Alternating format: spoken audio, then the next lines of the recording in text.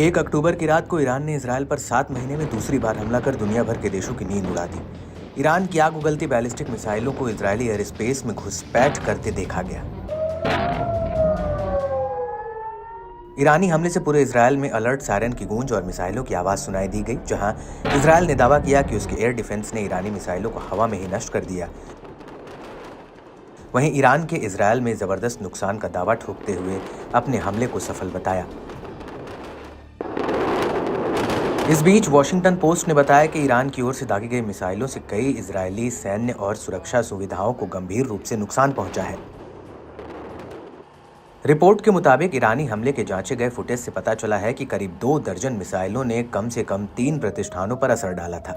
20 मिसाइलों ने दक्षिणी नेगेव रेगिस्तान में नेवाते में एयरबेस पर हमला किया। 3 ने कब्जे वाले इलाके के मध्य भाग में तेल नोफ बेस पर हमला किया। कम से कम 2 मिसाइलें तेल अवीव में मोसाद जासूसी एजेंसी के मुख्यालय के पास भी गिरी।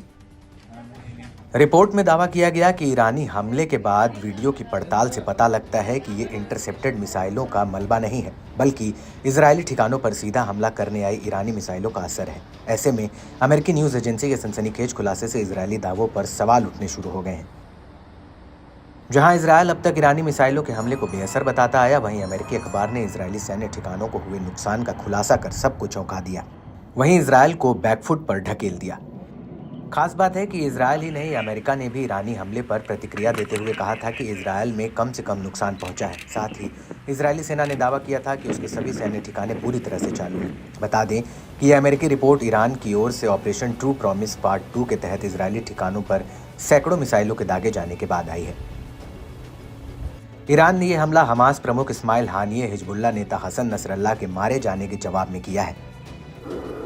ईरान के इस्लामिक रेवोल्यूशन गार्ड कॉर्प्स की माने तो 90% मिसाइलों ने सटीक इजरायली टारगेट को भेदने में सफलता हासिल की। साथ ही ईरानी मिसाइलें इजरायल के सभी एयर डिफेंस सिस्टम को चकमा देने में कामयाब रहीं।